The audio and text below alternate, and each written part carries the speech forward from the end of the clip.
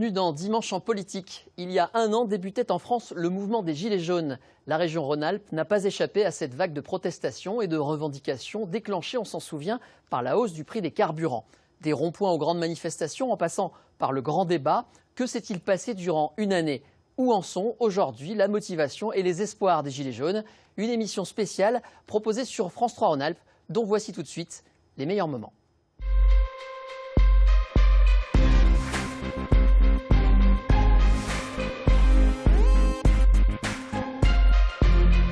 Que s'est-il passé durant un an? L'année de Gilets jaunes avec nos invités à présent que je vais vous présenter et en particulier deux d'entre eux qui nous ont fait le plaisir de nous rejoindre ce soir. Maïté Faverja et Julien Meunier, bonsoir à vous deux. Bonsoir. Et bienvenue. Maïté, vous êtes Gilet jaune comme d'ailleurs Julien dans la Loire. Pour ce qui concerne Maïté, vous avez 41 ans, vous êtes prof de français et Julien est intérimaire, il a 22 ans. Alors avec nous dans cette émission, deux experts. Je vais vous présenter la première des deux, Marion Lang. Bonsoir. Bonsoir. Vous êtes chercheuse en sciences politiques à l'université de Saint-Étienne. Vous enseignez à Sciences Po Lyon. Et puis vous faites partie d'un laboratoire qui s'appelle Triangle. Vous êtes 5 chercheurs, je crois. Et vous avez observé les Gilets jaunes. On y reviendra tout à l'heure, notamment à Fézin. On donnera tous les détails. Alors juste à côté de vous, il y a Samuel Deprat, qui est géographe à l'université de Lyon. Bonsoir et bienvenue. Vous êtes auteur de plusieurs publications et très intéressé par ce sujet. Vous avez beaucoup écrit là-dessus et vous nous éclairerez sur ce qui s'est passé pendant un an et peut-être ce qui se passera à l'avenir dans ce monde des Gilets jaunes d'un point de vue donc de géographe. On en parle dans un instant. Et en face de vous, Jean-Paul Julian. Bonsoir. Bonsoir. Vous êtes réalisateur de documentaires. Jean-Paul, vous en avez signé un qui s'appelle Graines de rond-point. Vous, c'est comme ça que vous êtes allé à la rencontre des Gilets jaunes. On va voir quelques extraits de votre documentaire, je le disais. Il s'appelle Graines de rond-point. Vous avez côtoyé les Gilets jaunes d'un rond-point à Vienne, c'est bien ça? Et le premier jour, vous y êtes allé quasiment par hasard. Vous êtes interpellé par un blocage de route, c'est ça, hein? Oui, ça se passe simplement. C'est un rond-point non bloquant. Donc les voitures passent doucement, on nous accueille avec des tracts comme ça, etc. Je peux me garer, ce qui n'est pas rien. Je descends, je discute et je dis écoutez, je suis réalisateur, je leur laisse simplement ma carte de visite. Et est-ce que vous acceptez que je tourne? Il y a un monsieur qui me dit mais oui. Je vais chercher ma caméra, je reviens et là on me dit non. C'est pas possible parce qu'il faut que les administrateurs se réunissent. Les administrateurs au sein des Gilets jaunes. Voilà, et ça vient en fait des pages Facebook qui étaient plus ou moins à l'origine de ce rond-point, de la constitution sociologique du rond-point, et sur Facebook on parle d'administrateurs de pages. Bon, on va expliquer comment tout ça est organisé. On va s'en rendre compte grâce à un extrait tout de suite, ce qui nous permettra d'entrer dans la première partie de cette émission consacrée à cette période que je me permets d'appeler un peu l'âge d'or des Gilets jaunes, c'est-à-dire la période du début, les ronds-points. On va voir comment ça se structure, comment on s'entend sur place grâce à cet extrait, et un petit peu les différents visages, la diversité qui s'affiche là, par exemple, à Vienne. Regardez. Je sortais du travail, j'ai vu deux personnes avec des palettes. Je me suis arrêté avec mon véhicule, du plastique, du scotch, et puis on a sympathisé. Donc on a découvert un petit groupe là, au rond-point de BGA, on s'est bien entendu. Moi, je travaillais la journée, puis du coup, naturellement, je me suis mis à faire les nuits. On se relaie, il y a des gens qui passent la nuit, il y a énormément de personnes qui s'arrêtent pour donner à manger, il y a quand même de la solidarité, mais bon, il y a un turnover de personnes qui restent constamment sur le camp. J'ai vu des hommes et des femmes qui étaient là, présents, jour, nuit et jour, et le week-end, sans interruption, et on a grossi notre petite équipe comme ça pour arriver à plus de 1000 personnes sur notre site. Échanger sur nos idées, échanger sur chacun un peu son vécu, comment il voit les choses, etc. Avec plus ou moins des solutions ou des revendications. Et voilà, donc c'est un esprit plutôt collégial, tout le monde s'écoute, tout le monde s'entend.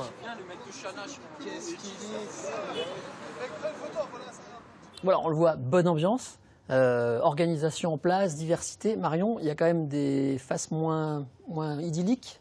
On l'a vu, par exemple, c'est pas si facile de s'y faire accepter pour tout le monde, notamment, il faut le dire, les journalistes, entre guillemets, officiels, des médias officiels qui se sont fait rejeter. Ce genre de choses-là ont existé aussi.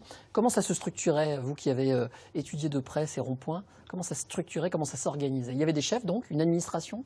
Alors il y avait une organisation sur les ronds-points qui s'est mise en place petit à petit, du moins sur ceux qu'on a pu observer, et avec des tâches assez différentes qui permettaient en fait à chacun de pouvoir s'investir en fonction de ses savoir-faire, de ses savoirs, de de ses intérêts aussi. Nous, par exemple, ce qu'on a remarqué à Feyzin et sur les autres ronds-points, c'est qu'il y avait un groupe souvent qui prenait en charge la gestion un peu des repas, de la nourriture, des stocks de nourriture, qui était assez important à différents moments. Et à Feyzin, par exemple, une des spécificités de ce rond-point, ça a été rapidement l'organisation de maraudes, donc la nuit, de départ de voitures dans le centre de Lyon pour distribuer le surplus de nourriture aux sans-abri, qui a été une activité qui a duré tout le temps du rond-point et qui a été un moment un peu fort d'organisation du rond-point. Et en effet, il y a la question un peu de la page Facebook, de la représentation sur les réseaux sociaux notamment et face aux médias aussi, qui a été pour nous un moment d'organisation un peu qui a un peu créé des groupes un peu de leaders sur le rond-point, sans que pendant le stand du rond-point, ces leaders n'avaient pas un rôle plus important, il n'y avait pas vraiment une hiérarchisation très forte entre les différents rôles. Aussi parce que nous, ce qu'on a remarqué, c'est que les personnes qui venaient sur le rond-point s'investissaient tant dans l'organisation du repas, des maraudes, et aussi dans la représentation sur la page Facebook. Bref, ça trouve son organisation. Ouais. Julien, vous y étiez, vous, la première, je crois, le premier jour, c'était le 17 novembre. Vous faites partie de ça. Tout de suite, on sait, parce qu'on l'a beaucoup vu, entendu, lu, il y a des avis politiques très divers, voire très opposés. Il y a des origines, des niveaux sociaux très différents. Et pourtant, tout le monde s'entend. Ou pas? Oui, parce que c'est des idées politiques ou autres qu'on met de côté le jour J, en fait. On est tous là parce qu'on a tous la même colère contre la même personne ou le même gouvernement. Et du coup, Personne faisait de politique? Ou alors comment on fait? non, très peu. Le premier jour, ça a été vraiment... on a dit stop, on en a marre et on bloque tout. Et le premier jour, tout le monde sait, nous, je vois là où on était, on avait plusieurs lieux de blocage, on s'est rejoint à un seul endroit, et on a dit, bah voilà, il y a plusieurs lieux de blocage, vous allez à l'endroit où vous voulez, c'est pas, nous on vous dit d'aller là. Et du coup, après, chaque personne se rejoignait, et au fil du temps de la journée, bah, on discutait entre nous. Et vous étiez qui? Comment, quel était le point commun? Ah bah, des Français énervés, enfin en colère. C'est large, hein? Ah bah, on était tous en colère à la première heure par rapport aux taxes du carburant. Donc là, c'était un ras-le-bol général, ça a été la goutte d'eau et tout le monde a arrêté. Tout le monde s'est dit, faut bloquer, quoi. Et Maïté, vous les avez rejoints un peu plus tard. Qu'est-ce qui vous a motivé? Non, le 17 novembre. Vous étiez là aussi, aussi, 17, sûr, pardon. Qu'est-ce qui vous a motivé à y aller au rond-point? Parce que ça peut être impressionnant. Hein. Pareil, je crois que Julien l'a bien exprimé, hein, la même colère, le même ras-le-bol. Je pense qu'il y a une colère en France qui grondait depuis longtemps, en fait, et qui s'est révélée une goutte d'eau plus une goutte d'eau. Voilà, ça a provoqué le départ de ce mouvement. Je pense qu'on s'est réunis en mettant de côté effectivement nos idées politiques et autres, parce que on avait la même colère, les mêmes idéaux en fait. Alors que vous n'avez ni le même âge, ni le même niveau de revenu, ni la même histoire. Vous êtes un peu plus privilégié que Julien, par exemple, et vous vous retrouvez quand même dans le même mouvement. Ah ben, en fait, ça n'a rien à voir. Ça n'a rien à voir. On a tous envie d'une société meilleure, on a tous un idéal de société. On a envie de vivre mieux. On trouve scandaleux qu'il puisse encore y avoir au XXIe siècle en France 612 SDF morts l'année dernière, par exemple. Et ça, quelles que soient nos opinions politiques, quel que soit notre niveau d'études, voilà, on est des êtres humains. Pour les autres. Ah non, je viens aussi pour moi, pour mes enfants, pour mes élèves, je suis très inquiète de la société qu'on va laisser demain. Et alors, puisque vous parlez de vos élèves, aller sur des ronds-points, faire ça, manifester, camper, occuper, bloquer les routes, c'est un bon exemple pour les élèves? Ah, je pense. C'est un exemple de citoyenne, d'engagement. Moi, j'en parle avec les élèves parce qu'ils me voient sur le péage qui est à côté du lycée tous les jours. Donc, on en a beaucoup parlé. Au début, ça les a bien amusés. Et puis, en fait, on en discute. Voilà, je leur dis, moi, je suis convaincue de mes engagements. J'ai envie que la société évolue. Il y a quand même une autre raison qui a rassemblé ces gilets jaunes. Elle est géographique. Pourquoi ça se passe là, sur les ronds-points, par exemple? C'est vrai que ces ronds-points ont été véritablement un coup de génie géographique du mouvement des Gilets jaunes, qui a réussi à investir un lieu qui était jusque-là un non-lieu anthropologique. C'était véritablement un espace devant lequel on passait et qui n'avait aucune épaisseur. Aléatoire. Une réussite variable.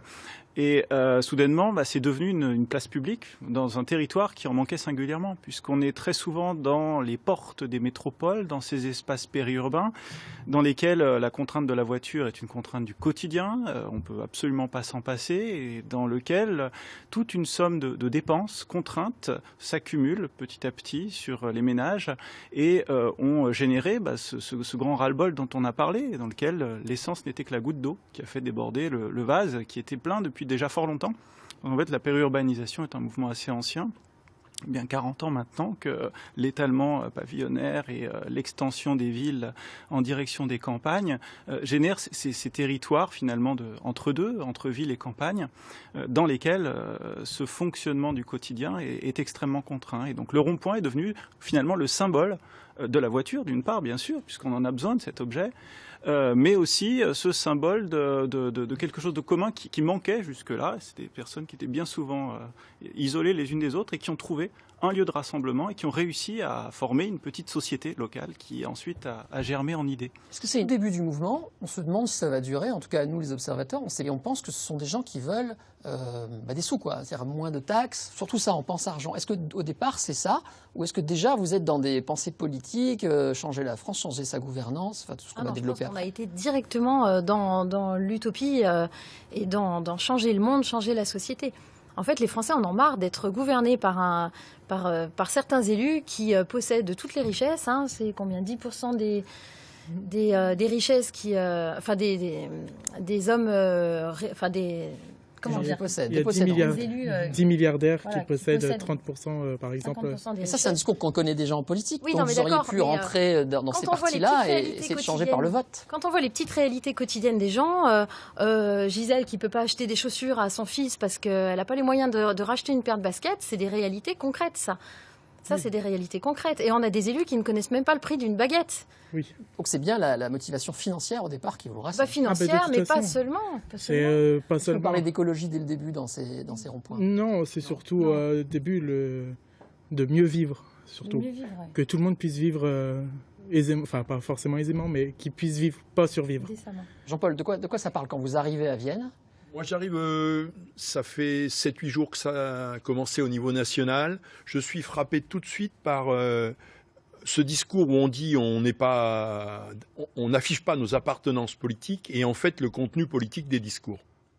Parce que j'entends quoi? J'entends justice sociale, justice fiscale. Tout de suite lié. On n'est pas du tout dans un mouvement poujadiste. J'entends reconnaissance. On me dit...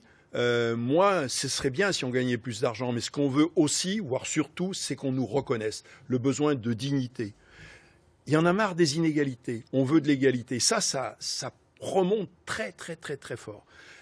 Après, il y a le refus, non pas de la politique, mais des politiques. C'est-à-dire que moi, je découvre que je me suis habitué aux mensonges politiques.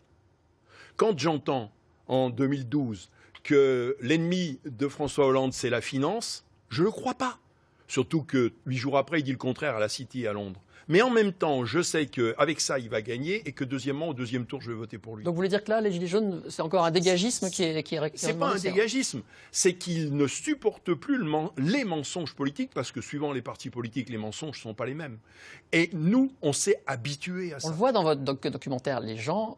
Le départ des politiques, d'ailleurs comme certains partis le font, le départ des personnels politiques existants. Non, ce qu'ils voudraient surtout, c'est une régulation démocratique. C'est pas un programme politique qu'on veut faire.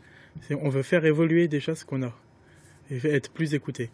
Ouais. C'est pas forcément faire un programme politique. Mais vous voulez que on ne veut pas rentrer dans le système existant en fait. On voudrait un autre système. Un autre système. On n'est pas en démocratie en France. Démos, c'est le peuple, écratie, c'est le pouvoir. On vote. Est-ce que la population a réellement le pouvoir en France? Non, on vote pas. On élit un représentant. Et ça, c'est très différent. Parce que élire, c'est le contraire de voter.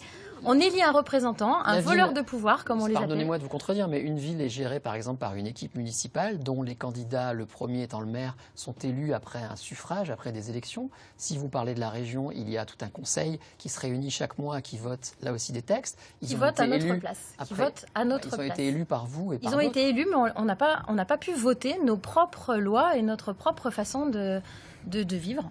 Et qui ça, nous? Le peuple. Les élus, prenons les élus d'un conseil régional. La démocratie, c'est ce que je vous disais, la démocratie, c'est le pouvoir au peuple. Oui. Est-ce que vraiment le peuple a le pouvoir en France en élisant des représentants qui vont ensuite discuter dans les assemblées. Et pourquoi nous, on ne pourrait pas prendre nos propres décisions? Est-ce que vous pensez que la population est stupide au point de ne pas pouvoir décider?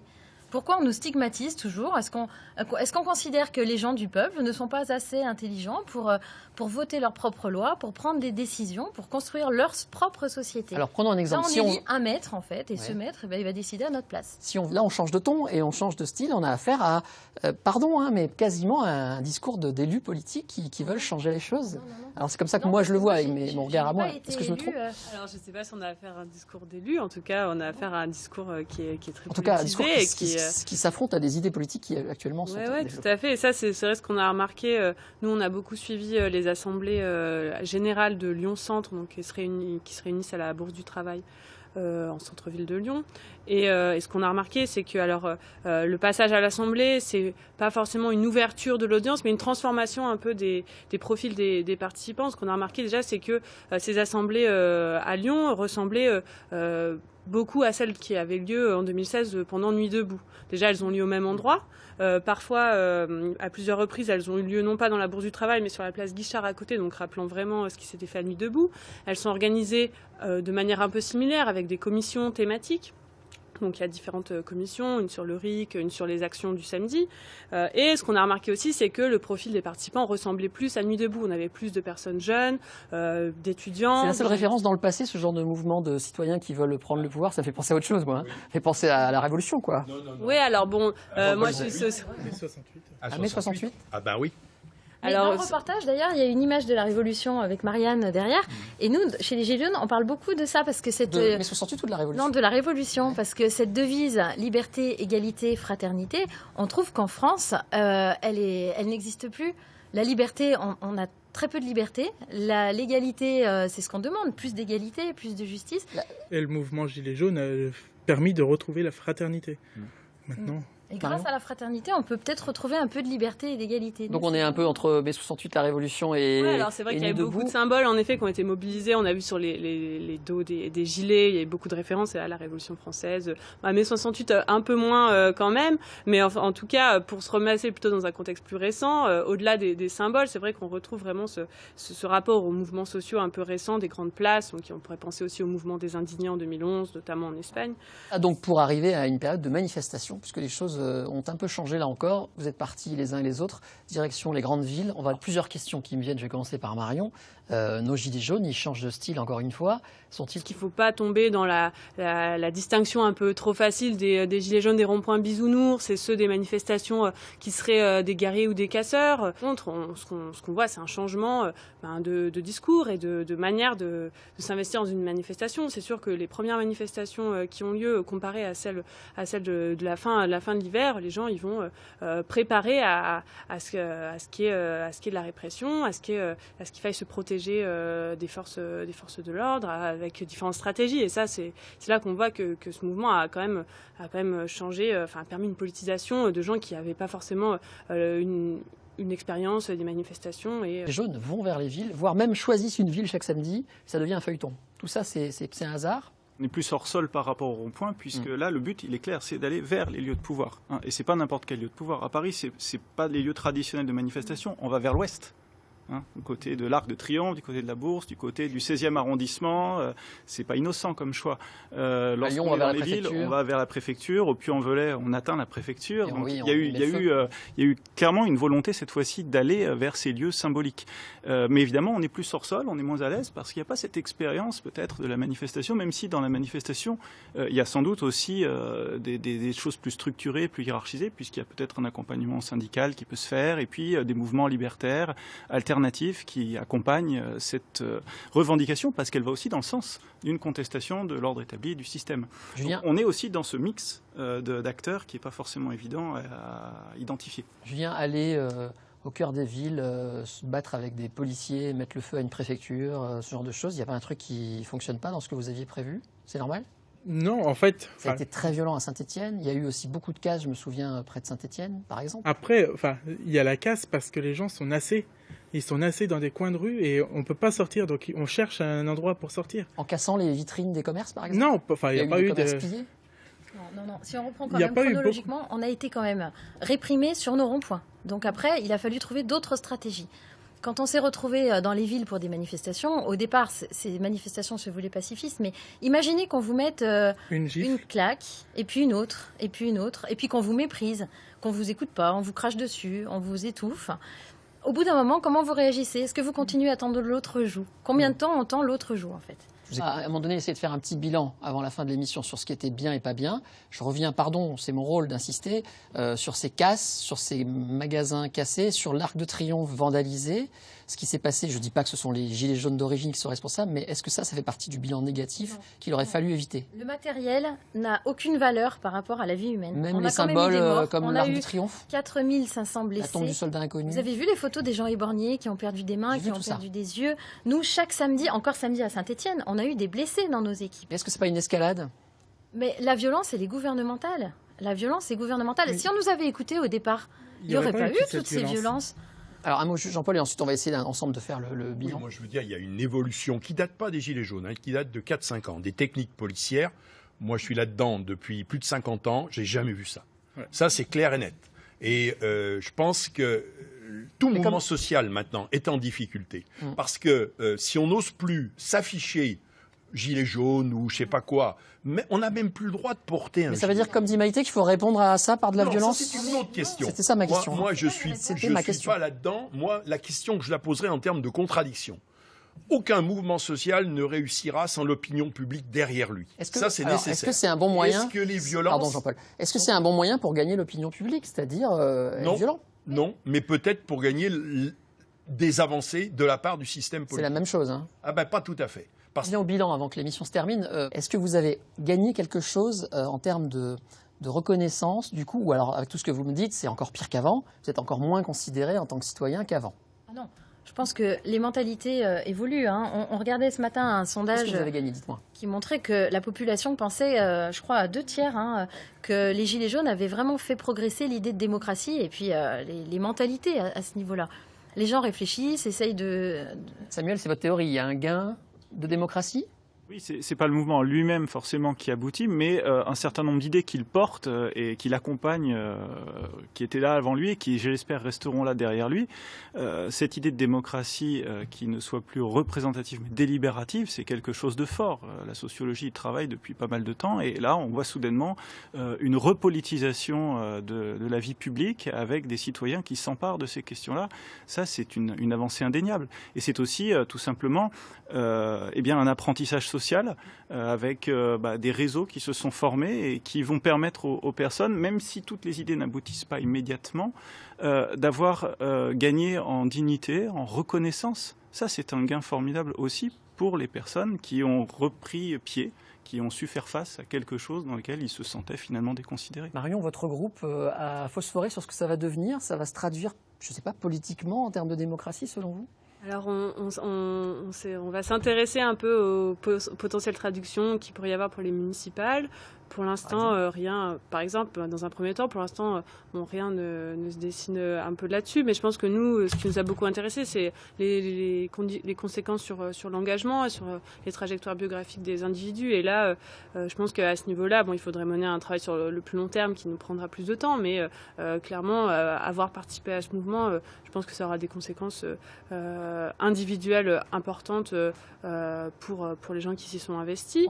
Et au-delà de ça, je pense que une des conséquences aussi de ce mouvement, ça a été de mettre un peu le projecteur sur des groupes et des territoires que par ailleurs on allait assez peu voir, si ce n'est pour expliquer la montée du Front National en France. Là, on l'a montré pour un peu autre chose. On a redonné un peu un visage à des territoires et à des groupes qui étaient peut-être parfois un peu caricaturés. Donc je pense qu'il y a aussi, au niveau plus collectif, on a un peu essayé à mon sens, de faire un peu un travail de nuance de la France coupée entre la France périphérique et la France du centre-ville. Non, c'est plus compliqué. Samuel, encore un tout petit mot, notamment en termes d'écologie, il y aura aussi des conséquences. Oui, oui, c'est effectivement souhaitable, à la fois sur la manière d'organiser le fonctionnement des métropoles, sur les politiques de déplacement. On peut espérer ça va bouger à cause grâce. Non, pour l'instant, on peut l'espérer, ça contribue. Mais d'une manière générale, c'est la question de la proximité qui est clairement urgence, parce que là, on perd en proximité dans la représentation citoyenne,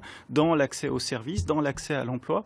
Je crois que le levier d'action numéro 1, s'il en faut un parmi d'autres, et c'est un terme très global, c'est ça, c'est retrouver cette proximité. Les 2 dernières minutes avec vous deux. Ce mouvement, il est un petit peu plus éteint qu'au début. On en parle moins, en tout cas, si vous me permettez. On en parle moins. Il y a moins de manifestations, ça c'est sûr. Pour nous, on a semé des graines. Qu'est-ce qui va se passer maintenant? Pour nous, on a semé des graines. Et on va voir comment le mouvement évolue. On ne peut pas vous répondre, hein. Nous, on n'est pas... Qu'est-ce que vous espérez alors? On espère... Déjà être écouté. On espère que Robert, sur le rond-point, va pouvoir se payer de nouvelles dents, parce qu'il n'a plus de dents. On espère que Gisèle va pouvoir payer des baskets à son petit-fils. Que les familles ne choisissent pas entre eux mettre du chauffage ou nourrir ses enfants. Voilà. On espère que Rachid n'aura plus la honte d'avoir ses enfants stigmatisés à l'école parce qu'ils sont d'origine maghrébine. On espère des réalités vraiment concrètes. Vous parliez du gain tout à l'heure, moi j'avais envie de rajouter, nous on a gagné une expérience humaine formidable.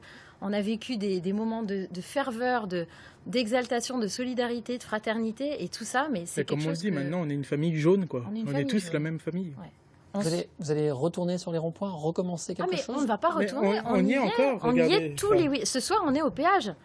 Bon, je ne devrais pas le dire parce que la police va nous attendre. Alors, on enregistre cette émission donc. Ah oui, mais c'est pas grave. Ce soir, on est au péage et on se retrouve tous ensemble au péage. Et toutes les fins de semaine, on se retrouve en gilet jaune. On a un groupe, tous les soirs, on se dit bonne nuit et tous les matins, on se dit bonjour. On a inventé tout un système de solidarité, de troc, on s'entraide. Il y a tout un système de solidarité qui s'est mis en place et qui ne passe plus par des réseaux capitalistes ou intermondialiste. Voilà, c'est local, c'est notre petit groupe et je pense que chaque rond-point fonctionne un petit peu comme ça.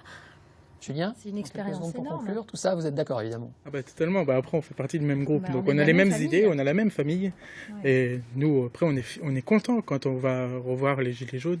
On passe rarement une semaine sans se voir déjà. On se voit tous les jours. On s'appelle tous les jours et quand on se retrouve, on est content comme le repas de famille le dimanche après-midi.